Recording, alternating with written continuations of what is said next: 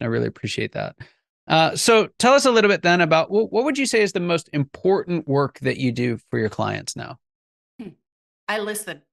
I listen and I ask great questions. You know, I certify coaches. And again, I sit on the International Coaching Federation board. I serve there on the board here in Atlanta. And I tell my client, my soon to be coaches that I'm certifying, when one of your clients says, that's a great question, that is the immediate confirmation that you are a great coach, because a great coach does not tell you what to do. They ask a great question, and it allows the person that's being coached, the coachee, to go, and think. So yeah, I listen and I ask great questions. And what do folks tend to come to you for? What would you say are some of the most common, like, hey, I need this. Can you help? They often come to me with this, I am trying to do the same thing over and over again and getting, a specific result, or be more successful, or be skinnier, or be fitter, or be in whatever, insert whatever they want to be, but they don't know how to get there. I don't know if I'm pretty sure, Scott, you've seen the knowledge pies. Just imagine, it's right around the holidays, we all seen a pie or two or five or so. Just imagine a pie, and the smallest sliver of the pie, if you would cut out just one of those little slivers, would be the things that we know that we know. And then another small sliver of the pie would be the things that we now know that we don't know yet, a book that might be sitting on your shelf, or a course that you want to take, or something like that. The biggest, like 95% of the pie is the things that we don't even know that we know. And those, with that kind of mindset, people are coming to me and going, I want to fill in the blank, but I just have no idea how to get there. And it's often a limiting belief. It's often something that they heard when they were a child, that they can't do that, or they're not worthy of that, or whatever the limiting belief might be. And that's where we start out. Yeah.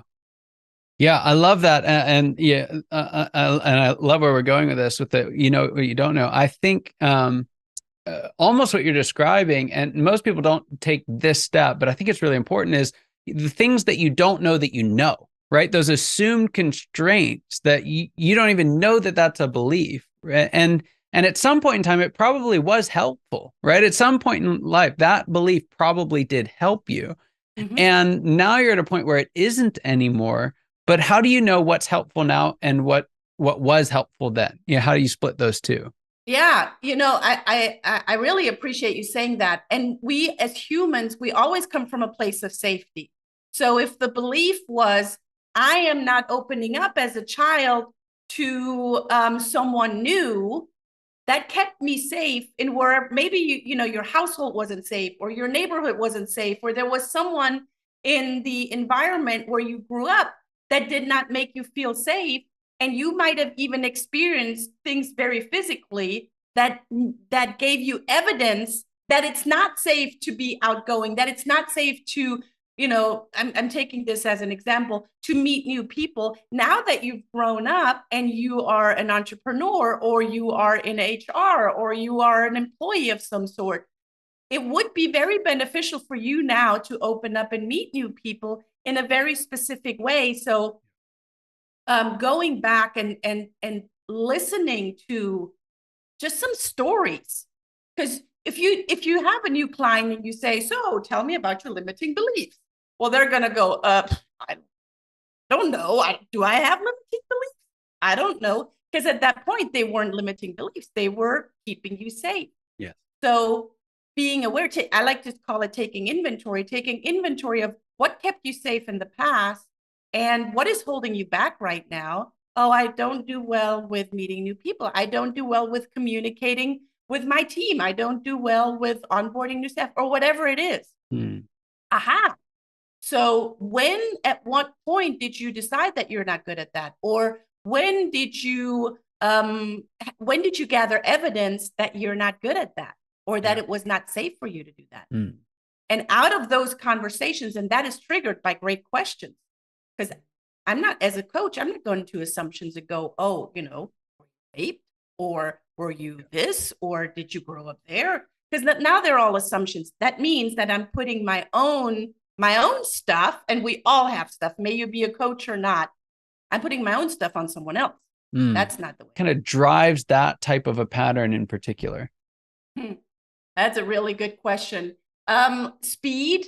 In my case, it was the speed, or the need for speed, to grow quickly, to scale quickly, to be even more successful, right? Oh, I don't have time for that.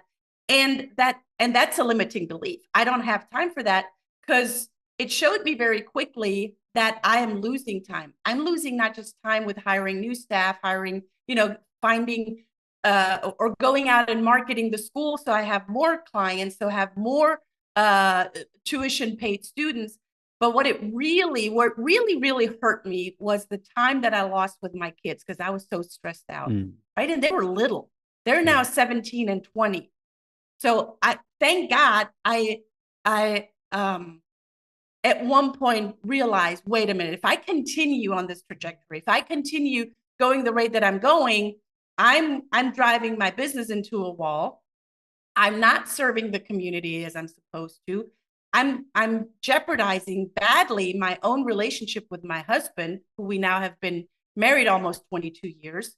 I'm jeopardizing the relationship with my girls. And that was the reason why I built the school in the first place, for my children, right? So being self-aware, or just looking in the mirror and going, you got to look inward rather than, pointing fingers outward. That is easy said, Scott. It's a bitter pill to swallow. It sure is. It sure is. And I think you've hit on something that I think is so important, and that is this idea of getting back in touch with why, right? I think that need for speed almost always pulls people into the what, right? It's like, this is what has to happen. We have to do this. I was working with a team the other day, and I said, the one thing that I want most for you guys is to not feel like you have to do everything. When I ask you, what do you guys want to do? You say, well, we have to do this. And it's like, but I want you to be in a position where you can choose to do it, right? You guys have the power to choose what you're doing. And I found so often that comes back to, hey, why are we actually doing this? Because if you're not clear on that, you just end up doing all kinds of stuff, or you end up doing everything so fast that, the exact thing. Is that something that you've bumped into?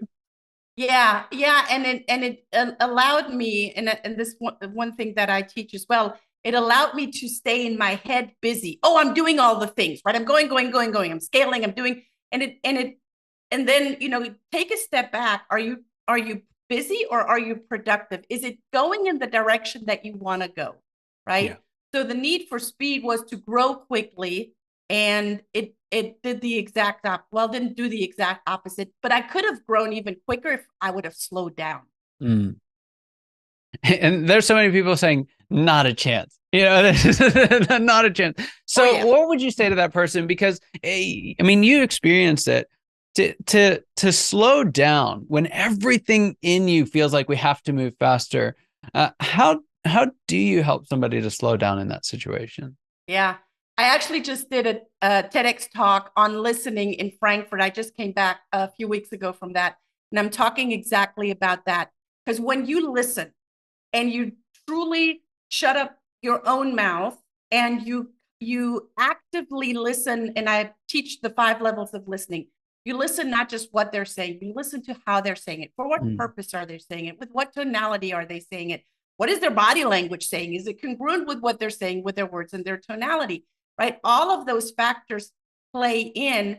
And when and I can only come out of my own experience, when me as a business owner, I actually get present with my employee or my client, and I listen and I take notes, and I say back what the struggles may be, or I offer something that I am becoming aware of in the conversation. So that slowing down and listening is going to propel me forward. And in my TED talk, I actually gave a challenge. I said, look, guys, as I was winding down, I encourage you to practice this listening for 20 minutes a day for 30 days. Mm. except for the ones that are super busy. You're going to practice an hour.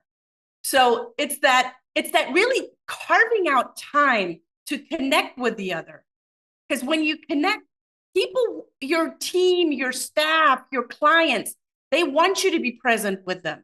They don't want you to go, feel like that they're on a conveyor machine or a conveyor belt. Yeah. They want you to be present with them. And when they feel appreciated, when they feel heard, that's when that connection starts. And that's when they're going to stick around. Yeah. Wow. That's so good. So, all right. What would you say is the biggest secret that you wish wasn't a secret? What do you wish is that one thing that everyone listening today knew? Okay, great. So ready for this. I hope that everyone has something to write with and write on. I can't remember who sang it. I believe the children are for future. Was it Whitney Houston? I believe the children are future. Yeah, it was Whitney Sounds Houston. The children are our future. I think we all agree on that. That doesn't mean that we make a difference in our children. That means that we as adults who are shaping our children, that we as adults who are modeling for our children, we actually need to do the work on us, on the adults, not on the children. We're too focused on the children.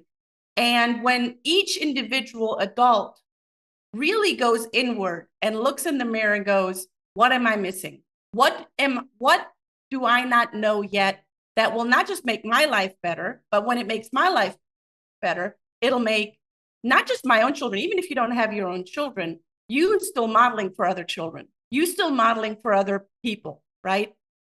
So that is, I think, the biggest secret, that I'm on a mission for everyone to truly not just understand, but implement. Oh, that's very good. There's so much that we could unpack in there, but for the sake of time, we're gonna leave a little bit of a cliffhanger for folks.